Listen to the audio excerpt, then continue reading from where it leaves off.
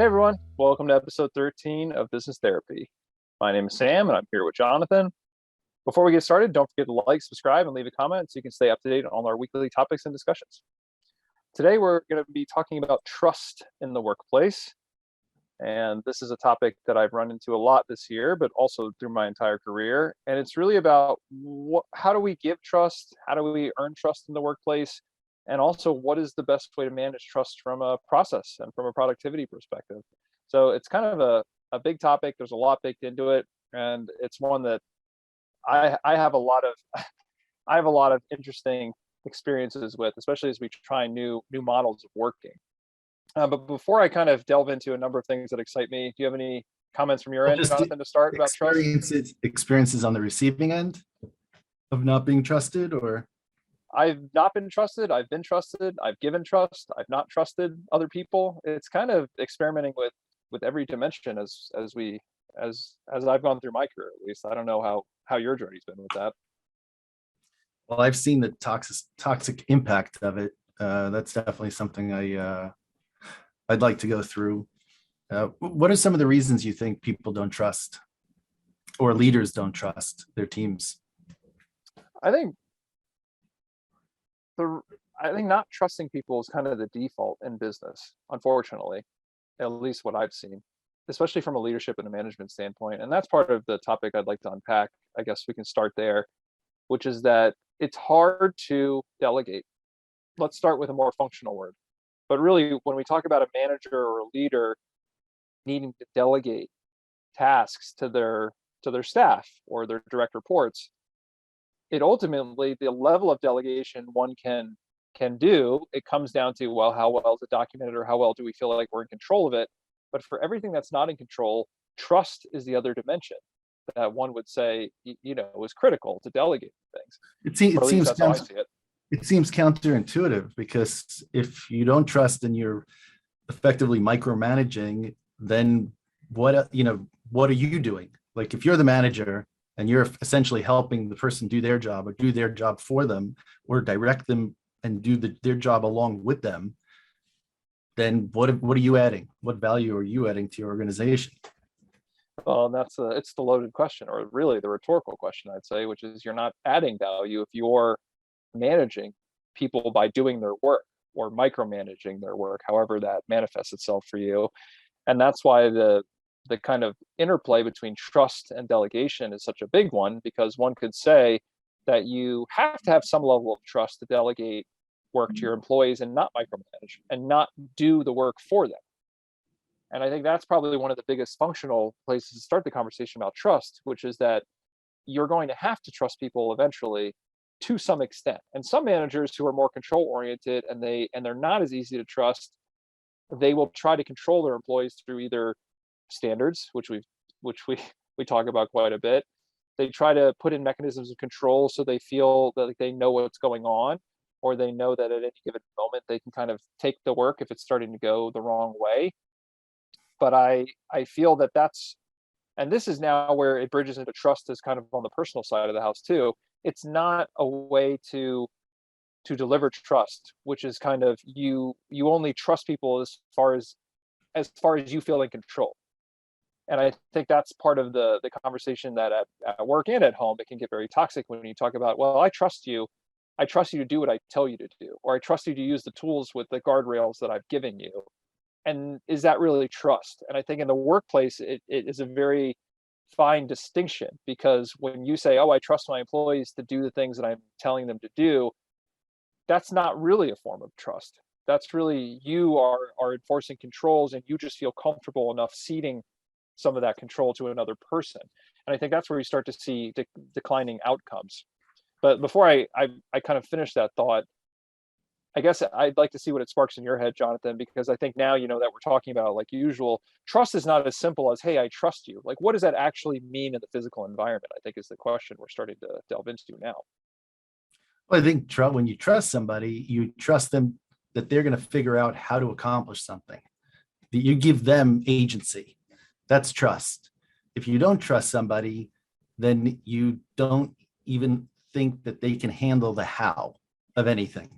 So you basically don't believe that person can achieve for you what you need them to achieve in the absence of you being an integral part of how they're going to achieve it. Do you think that? Yeah, an agency is it's such a great word that you use, and it's actually a word I've used recently when I've been talking about this. Agency is such a big part of actually the trust being delivered.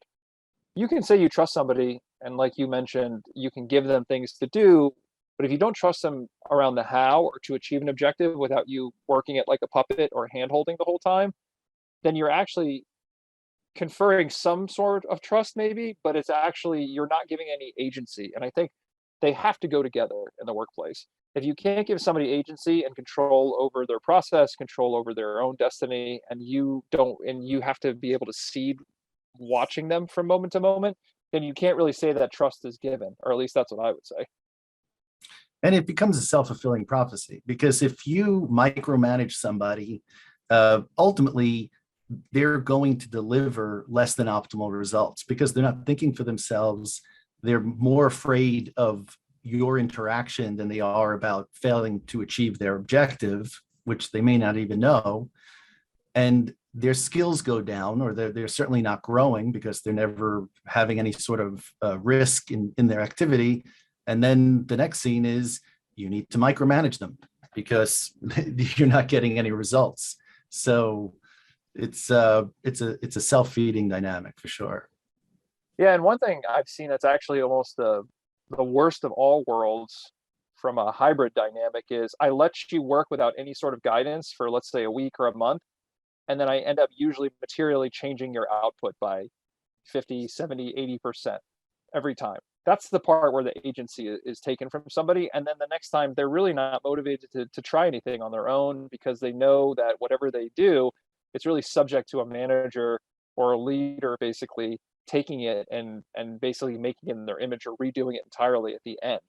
So I mean, to me, that's the worst of all scenarios, because then that I've seen employees in that situation all the time where they're given tasks, they're trusted to kind of do the how and figure it out themselves, but their output is never accepted as is. They're never really allowed to push the final outcome of their work and their process out into the environment, which that can be extremely demotivating. Well, now we're getting into the, like, why doesn't somebody trust? What's creating that, for the person?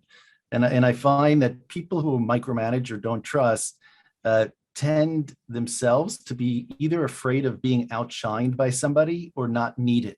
And there's some, and that's where the control comes from, that they need to know that they're needed, and that's the most immediate application of it. And they're not going to use their time to do something else. So that maybe that's a little more psychological. I also find that those kind of people tend not to hire people that can outshine them. So the hiring process and the people that they're getting to bring on board tend to not be able to deliver exactly what they optimally could or should. So it's maybe there's a motivating factor there. Certainly. And with managers who are, well, that, and it's a whole, like you said, it's a whole nother dynamic where they don't, the trust part of that, it's, I guess I'm trying to get out this thinking, because like the dimension you just mentioned about managers who don't want to be outshone. I mean, we're sort of sliding into the whole realm of what is a manager's role in an organization? Are they meant to actually, are they supposed to be promoting their people above themselves? Or are they starting to, because we can talk about management all day from lots of different dimensions, but I think I don't want to stray too far from the trust thing. But I'm kind of mulling over right now whether they're one and the same, as we unpack it. Well, I think in the world that we would imagine, where you don't have the traditional management, you have more mentors, or you have people who are looking on how everybody in the organization, including at a more senior level or more tenure, is looking on how to maximize value of the organization. And you maximize the value by investing in people and giving them the chance to grow. So, I would say it definitely has an implication to management. Yeah. Well, in management, if we're tying it together, the last few thoughts in my head was a bit muddled around it. The only way to properly manage people, if you want to have a evolving system, is to trust them. And this again is where we started with talking about delegating effectively and what it actually means to delegate, which is to let them do what they're going to do. I think part of it that that we've been circling around is you have to trust people. If you're actually trusting people, you have to trust them to make mistakes also. You have to create a space where they can make mistakes and then you can coach them afterward. If your people aren't in a position that they could fail, then you're not being a good manager or a good And you don't leader. trust, yeah, you don't trust them inherently. Exactly. So they have to be able to fail, and that's the only way that people grow. We bring it, a lot of our ideas about value, we started with, manufacturing, something that's very tangible. So if you imagine a micromanager on an assembly line, well, then it becomes really obvious, that they're helping the person do exactly a specific activity, or they're just looking over their shoulder. As we move to the digital world, or services, it's harder to see that micromanagement because it's usually in instructions and the like, and the activities the person's performing. There's this interplay of, conveying something through words and also micromanaging through words. And it's, conveying instructions, through words and micromanaging through words. And as our producer just raised, and now we have COVID, and now it's really distant. And if the manager feels these problems of control or doesn't trust, it's incredibly magnified because now they've lost all control. I think the COVID thing, I was reflecting on it as the question came in. I don't know if it's increased trust in the workplace. It's definitely made a lot more people who had trust issues even more triggered. That's what I'm saying. A lot harder time. Yeah. Yeah. Yeah. I mean, it's given people more time to do things that the way they want to do them, because it's harder to micromanage, when it's completely remote. But the interference is even worse, because what ends up happening, and this is the dynamic that I see in companies, is they can't micromanage the task, but what they can do is they can throw off the entire work stream through other meetings that they're having that makes the work that a person, a whole team is doing moot, without communicating. So instead of just micromanaging the person, they're just constantly just micromanaging activities, and that has ripple effects. I don't know if that was a clear thought, but I think so. I think what we're saying is that the COVID thing, if you're somebody who had trouble giving trust in the workplace, which we're saying is a positive thing, ultimately, and there's a few more 100%. things we'll talk about that. Sorry. I don't think the COVID thing helped anybody. If you had trust issues before COVID, you had trust issues after COVID. It's just the mechanisms in which you use to micromanage. Like to Jonathan's point, you can always throw in extra virtual meetings. You can always be asking for more updates. You can be checking in on your people. I think it changed the way that people definitely managed and tried to exert control over their situation and their teams. But if you didn't trust your people before, you're probably more uncomfortable after COVID, but I don't think it was, you just woke up one day and say, oh, well, now I trust my people more because I have to, because they're at home and they're, not 2 desks down for me at the office. I think people figure out how to re-exert control when that's their preferred way of managing, I guess you would say. So if we're being clear that trust is something that should be valued, and actually I believe it's if you don't have a trust as a leader, if you can't trust people to execute, you've already accepted a low threshold of total output and total value, because people who can't be enabled to accomplish tasks on their own, or people who feel like they're being micromanaged, they certainly will never innovate. They certainly will never come up with any creative solution beyond what you would have done yourself. So imagine that. All your people now have become limited to what you're capable of. What a terrible limitation. Makes absolutely no sense. And in addition to any ability to innovate, you're going to get more people who are trained in this style of management. So now you have a whole host of people who think that this is what's valuable. And a symptom of this, and something that I see in organizations where this dynamic has gone over a period of time, is overprizing of people being in the weeds, conversations being in the weeds, instead of being big picture thinking. In fact, big picture and thinking is thought of as not as valuable on some level, because it's not action based, or it's not immediately actionable. Yeah, that was wonderfully articulated, is what I was trying to pull together earlier. The idea that what trust is the factor which kind of defines the ability, your capacity to scale in an organization, scale a team, scale output, create more growth and innovation in the organization. And one of the points you made in there that I want to reiterate is that if you're a manager, I guess when we were talking about what is the manager's role, as a guarantee, if you're saying trust is a good thing, that means your role cannot be overlapping with all of your staff's roles. So let's kind of look at it from the reverse. So if you're somebody who's having trouble with trusting other people or trusting your team or your direct reports particularly, we're kind of teasing out of the conversation a few principles here. That trust is the level of trust you can give, the level of agency you can give is going to be the unlock so that you can scale. So whether you understand it or not, you have to first start with understanding that if people are not able to do things without your input or without your purview, you've automatically capped your organization. So that's one thing I think to fix in your mind as a just like an outcome based thing. And then the second thing we were talking about is that the trust factor totally left that point, that second point, it's really important. It totally left my mind. Maybe you can pick up where I was saying. It's kind of go ahead.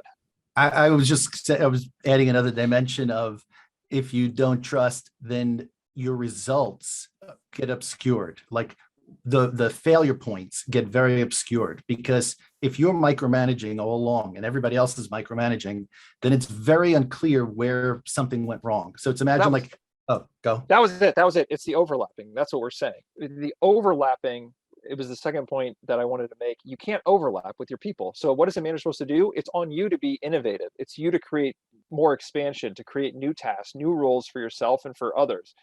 You should never be doing the same thing your staff is doing. And also it's the other side of the coin you were starting to articulate, which is if there's ambiguity in who is actually owning the activity because you're micromanaging or you're changing the outputs based on your final check or what have you, they can never really own the mistakes. They can never really own the process. And then they will always be conflated, your work and their work. And that becomes very toxic for organizations. And that distinction of your work and their work, I think you were starting to say, is you're supposed to be setting the strategy as a leader. You're supposed to be understanding the big picture, what our objectives should be, how we might need to alter the objectives in a transparent environment. But that's where you need to be spending the balance of your time. If the balance of your time is on the tasks that your people are executing, then nobody's looking at where you're going.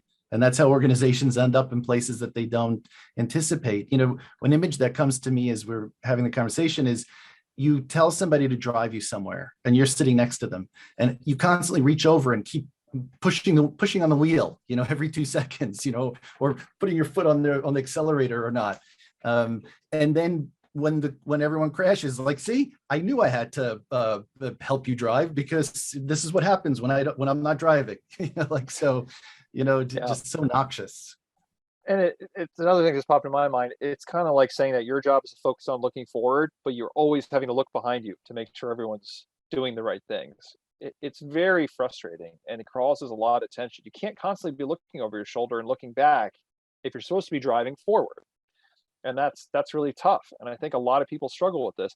And I think you even said it earlier, Jonathan, about the sort of self-fulfilling cycle that this gets in, where if you don't confer trust, the outcomes are always more poor, and then you're always frustrated. And then you're always saying, well, how can I trust these people because nothing's working? And it's tough. It's one of those things that you have to be able to identify it. You have to identify if you're the kind of person that has issues kind of building credibility with other people or giving trust freely or making sure that people have the room to breathe and do what they need to be doing or what you ask them to do. And even if they can't do it, you like giving them room to fail and like show you where there's weaknesses where you can bolster them. You're really going to be, you're going to feel stressed. You will feel it, and you will feel strain in yourself and your reports and in your business model generally. And the way that you're more likely to control a result, if that's how if you're already in that biased mind of, I need to control something, which is already, you know, the word control is anathema to our thinking, but I'm putting my mind in the, you know, putting myself in that mindset of somebody who feels the need to micromanage. It's not like we're saying that there shouldn't be accountability. Accountability is critical. People feeling like they own that an activity or getting to a certain spot or accomplishing something, that's critical. This isn't a free-for-all. It's not that we're saying that, you don't manage, but you look at you put people accountable for the goal that you set. And if you reserve the energy for that because you're not walking with them every step of the way, you're more likely to have the energy to, for the accountability. And then that's how you start getting a cycle of knowing who can accomplish what. You might be surprised by that result, who can accomplish what and who can't, and, how to better place the team. Well, and in the beginning too, it's the only way. We've pointed it out. I mean, you can't, if you really want to grow and you really want to create hours for yourself and you want to create, expansion in your business, there's no other way to do it mechanically. You can't walk by everyone all the time. You can't grow the team. You often see this dynamic. You can micromanage and scale yourself to a certain number of tasks. So maybe if you have 2 people who are working for you, you can make them an extension of yourself without, them thinking or understanding the objective or anything. But you hit a certain number where, and I'm not saying that that's efficient or a good thing to do, but you hit a certain number of people and you can't do that. And now that's where you see very often businesses starting to hit a downturn because they're successful, but they can't grow any further. They can't scale. And even if the manager tried, taking a step back, as I mentioned, the same person tends not to have good hiring practices and the like, and their people don't have the experience of being, charged with a goal or being accountable. Well, everything becomes brittle because you've got key people throughout the organization that are bearing a lot of weight, and they're not really enabling, like you said, or training or kind of cultivating people that are coming in on their teams or coming up under them. And that means when a few key people get knocked out, either they're out of the organization, they move on, or they even take even a vacation, something as simple as that. The organization, you see, as it grows, it can't really grow like that because there's just weak points all over the place. It's as if you're building a building with a number of vulnerabilities, and any one of them can bring the whole building down. That's kind of what it feels like. And that's an organization that there's not a lot of trust. There's not a lot of trust both ways. But I think I'd like to shift a little bit into why is it so hard for people to trust? I know we've kind of already talked about it. It's a control thing.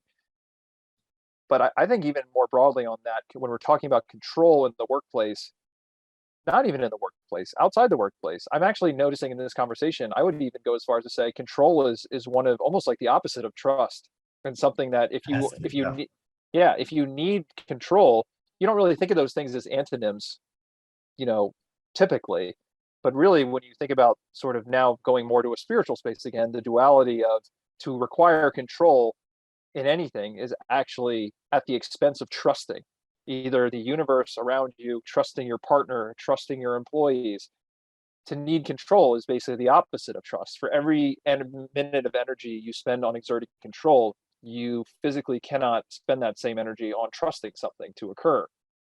It's almost like trust in that sense is faith in a lot of ways. And people, the way people use the term trust, usually it's something that's born out of an extreme amount of time, so that you would have had to have seen a dynamic repeat itself with somebody multiple times. But I think what we're suggesting here is that you need to start from a point of trust, even if it hasn't been earned. I think maybe that's the word I'm looking for, when it comes to trust, because either way, the result's the same. Because if you don't trust, you're never going to put yourself in a position to have somebody who's trustable. So you have to start from a position of trust. It's the only logical way to ultimately get the value you want. And they say, oh, but then if the person failed or we did crash or whatever, then I would suggest that you would have hit that point either way, because by limiting and by controlling everything, it's my example of the, interfering with somebody driving your car. Either way, you get the same result, crash. But at least if you trust, you give a person a chance to perform. And that's, to me, the absolute punchline of this conversation, and the one that I think is the critical one I wanted to drive to also, which is that pretty much. I mean, trust has to be granted freely, and that may seem radical, But if you want to talk about if you're experiencing some stress and tension around trust and trust in your team and trust in your employees, the first thing to do is start giving it out for free and just practice that, because it's going to start bringing all the good things we're talking about. But the mechanics of that is, you know, we tend to, everyone I tend to see who has trust issues is everyone's guilty until proven innocent, which is the opposite of, you know, how our legal system works and how most people would like to think that, you know, they'd be given the opening that, hey, we assume that people are good at doing the right thing and everyone's well until proven otherwise, and innocent until proven guilty.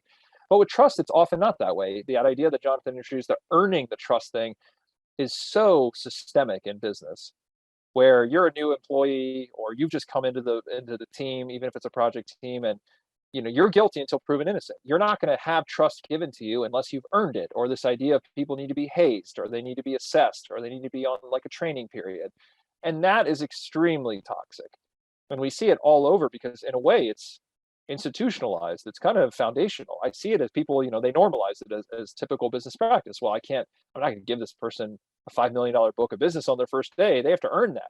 People have to earn their place, and they have to put in their hours, and they put in their But time. right, but there's a difference between giving a person a chance to fail, like being a little bit out of their comfort zone, versus telling somebody, okay, you know, first day, I'm out of here, run the company, you know, like, so it's if you're truly looking at, you know, and we should say this is under a framework of maximizing value, you know, for yourself, for those around you, for your company, you know, so it's not like this, again, that's like the word accountability, that's accountability, that's not anathema to the conversation that we're having. Same thing with amount of trust that you give people in any given scenario. It's the appropriate amount for whatever task and objective that you've given them. If you've given them an objective that's unreasonable, you know, either they don't have the experience or the skills to handle, well, that's not value creating. So I just want to, you know, say that there's a natural governor on this if you're truly looking at maximizing value. For sure. And I echo that, because the trust piece on this dimension is, if you actually have somebody in the room and you trusted them with a part of your business, you would still want them to know what they're accountable for. They would want to have clear lines that they're trying to achieve, clear targets, clear goals. They're almost, to me, two separate things. They're not related. I mean, whether I trust you or not, and whether that you have a clear runway and I've given you the tools, it's like you said, you don't want to trust somebody and then set them up to fail. To me, that's kind of two separate dimensions. It's not like you have to disappear immediately because trust is conferred. It's sort of the nature of your relationship becomes totally different. If I trust somebody to do something, the way I engage them, the way that I approach them is different than if I don't trust them to do it, and I'm going to engage them differently. It'd be the difference between saying, I'm going to give you this goal, but I want to make sure that you do it this way to meet the goal, versus I'm going to give you this goal and we need to work together to figure out what are your strengths, how would you achieve it, and then ultimately I want you to kind of tell me the best way to do it. It's like those are the two, I think, conversations that illustrate this point. And, you know, there's something that the themes that we bring up always, you know, will come up in under almost every dimension: transparency. You know, so if you're not transparent about the objective, what you're trying to achieve, why you're trying to achieve it, you're leaving room for distrust, because even if you don't meet, even if it's not intentional that that you're not sharing, you know, some information, you say, you know, just go, you know, go from point A to point B, as opposed to the why we want to go from point A to point B. When something changes, people think, you know, that you deliberately wanted to impact their role somehow. So, you know, you just, the lack of transparency inherently will create problems with trust. For sure. And also just back to, I think it's related. Transparency is, if you don't trust somebody off the bat, you create distrust. Like if you give trust, you're going to get trust. If you give distrust, you're going to get distrust in return. And especially if you don't trust someone, you tend to be less transparent. I think they go hand in hand naturally. It's our instincts. If we're trying to judge somebody, if we're trying to assess them, if we're trying to kind of watch them from a distance, you're going to tend to keep your cards closer than if you just go in and give someone the benefit of the doubt and you assume that they're in the right place, that they're aligned, you know, with your incentives and your motivations. Then you tend to feel more encouraged, I think, to share. Like all the good things tend to play off of each other, and all the bad things tend to breed and amplify each other also. Especially if you have distrustful employees, a lot of times, in my opinion, it's because you started the relationship with your employees by not trusting them, and then it starts reflecting back at you. And I think that's what a lot of managers, it's an inflection or an introspection point, not one, it's a mirror. Employees a lot of times I think are a mirror. A lot of times, when it's an inefficiency issue, and we're called in to take a look at a given team, there are questions, and I see it's a toxic, environment, in the team. I'll ask the manager, I tend to repeat the same questions that I ask the manager, which include, do you see the big picture here? Do you understand why you're trying to accomplish whatever you're trying to accomplish? Or do you clearly understand the objectives of your team, that you're setting out? Because I find that when people are not looking at the big picture, don't understand what value and why they're trying, at the why level, that's when they micromanage, because they don't know anything better to be doing. Well, they're all just milling about if they don't have the whole picture. And then again, it's all the things related. They don't have the whole picture because you didn't tell them, because you don't trust your employees, and you don't think they're need to be knowing things. They're on like a need to know basis. Then the lack of transparency basically disables them. It takes away their agency. It makes them incapable. I'm suggesting that the leader, sometimes leaders get mired in the details because that's what their comfort is. That's all they know. They're afraid to look at the scary market, and change and innovation that might be coming up against them. And, like it's almost like a version of putting your head in the sand, by being lost in these details. And in today's theme, if you find yourself doing that and you've been promoted to a leader, it's probably a sign of you not trusting yourself. I mean, that's a big one, like you said. 100%.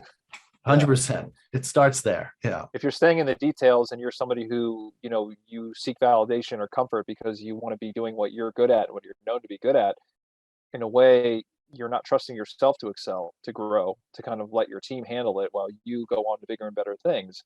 And that's another way you can look at it, which is you have to give yourself room to grow, and you have to give yourself the trust to do new things and fail and make mistakes and know that you're in a place to do that. I think if you can't do that, it's very difficult to move forward.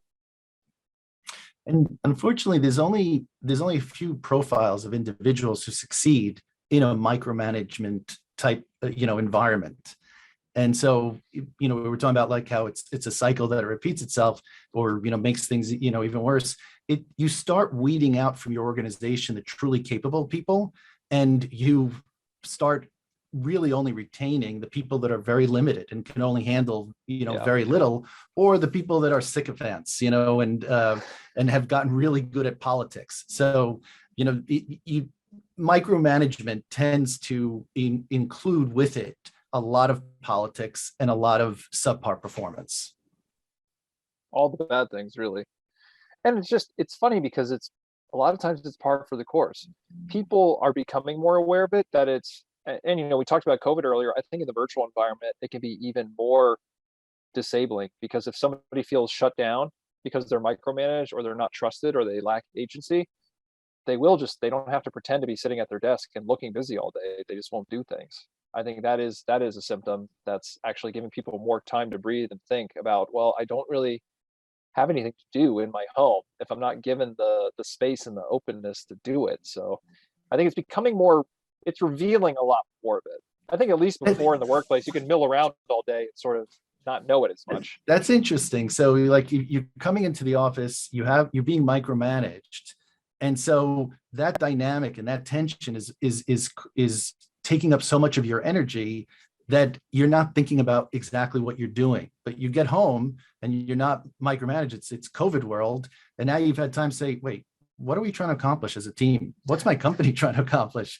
You're like, and now you start asking questions. There aren't good answers, because micromanagers tend not to be transparent. So the end of the day, it's really revealed this lack of an understanding of where you're going and what value is being created.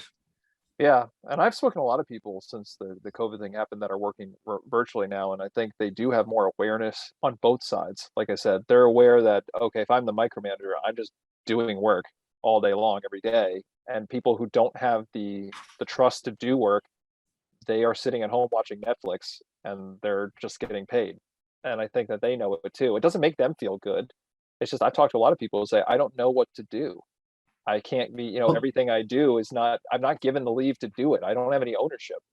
but that's another thing. So micromanagers, they tend to want to account, especially in a COVID environment, for the time people spend. So the 8 hours, they're looking at when is someone logging into their laptop. They're looking at, maybe people have to start accounting for their time, like, because that's the only way that in this remote environment, they could see that the person's quote unquote working. But at the end of the day, do I really care if somebody was able to do something that I think should have taken a week, but they did it in 1 hour and they did it really well? Do I care if they end up working all those other hours, or, quote unquote, showing me that they're working, or do I care about the output? And I think that's another thing that marks successful companies. They really don't care about the process that got somewhere. I mean, unless there's learning from it, et cetera, but they really focus on the objectives. And that's the advice we're giving anyway here in terms of trust. Tell people what you want them to achieve, not how. Don't manage them through the how unless they're asking you, for input, and then hold them very accountable for the objectives. Really simple. And that's the same thing with COVID. It really doesn't matter how long somebody is spending, how many hours somebody's spending time. Are we getting the output that we need to get? I think it's simple when you see it. I think for a lot of people, it's hard to see that relationship you just described the first time. But I think once you get there and once you start letting go of the wheel a little bit, and you do start trusting yourself and trusting other people, then it becomes very intuitive. What Jonathan just Well, articulated, which is you give them the goal, and then you let them have the space to try to achieve it, and you hold them accountable.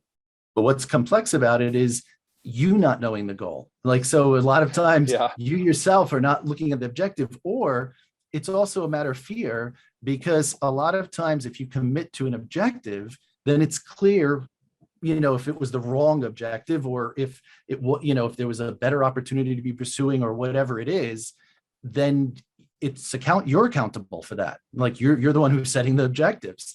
So it's much easier to kind of just be amorphous, in terms of what the objectives are, and then micromanage everyone's tasks, or focus on the irrelevant as opposed to the, what's important. I know, did that trigger something, or?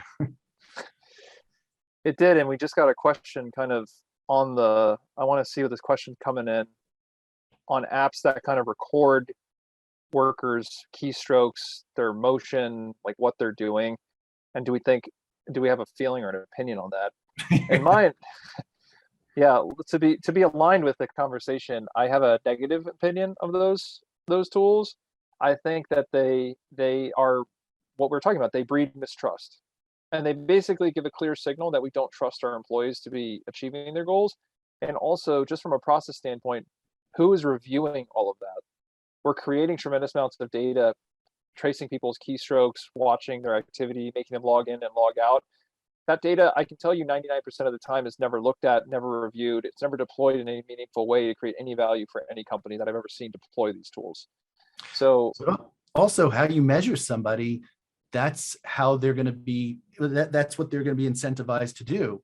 So if you're recording their activity, then they're going to just be making sure they're on their laptop all the time, or whatever they need to do to make sure that they pass whatever test these keystrokes and whatever is aimed to do, as opposed to what they're supposed to be accomplishing. It's measuring and putting focus on the wrong parts of the process, which is, again, not the outputs, not the goals. And, and again, it's on the how, not the what, as Jonathan would say. And it doesn't, how does that help an organization? If they do the keystrokes, or they're online or whatever, and they're not hitting their goals, then what was the point of measuring them? I just think it's irrelevant data. And let's say you have somebody who, to solve a problem, is spending a majority of an hour thinking about it, pondering, or maybe they don't even use their computer for it. They like using a whiteboard, or they like Jonathan, using. We don't pay people to think.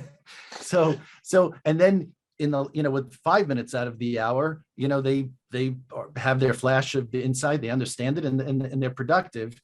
Well, who are we going to reward? Well, if you're measuring their interaction with their system, you're saying that it's not very valuable to just kind of be idle, and the successful companies also give people a certain amount of space. We've talked about this, the idea of giving yourself space.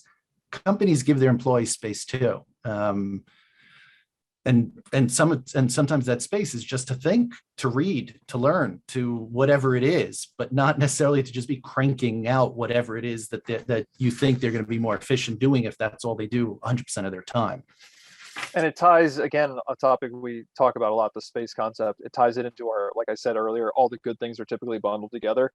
Trusting employees to meet their goals, how is they're best suited to do so, gives them the space to do that and be creative and be innovative. Not tracking their keystrokes, not overexerting control over them, gives them the space to be more productive, gives them the space to create their own process and create kind of, innovation for the company. All the things that we talk about are related, and transparency in there too. We talked about how that was related. So I guess for me, in kind of summarizing the conversation today about trust, the biggest thing I'd like to say is make sure that you don't make people earn it. Like, if we're staying present with people, innocent until proven guilty is still, it works for the law. I think it should work for giving trust to people, just as a flyby rule.